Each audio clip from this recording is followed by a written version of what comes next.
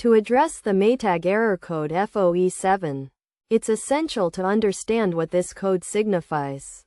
The error code F0E7 on a Maytag washer indicates that clothes have been detected in the drum when attempting to start a new wash cycle.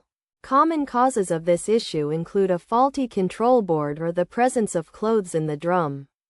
To resolve this problem, consider the following solutions. Replacing the control board is one option, which involves unplugging the washer, removing the top panel, and taking a picture of the wiring connections.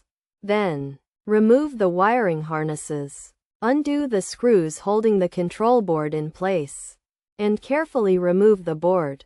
Next, position the new control board on the mounting brackets. Replace the mounting screws, and reconnect the wiring using the picture as a guide.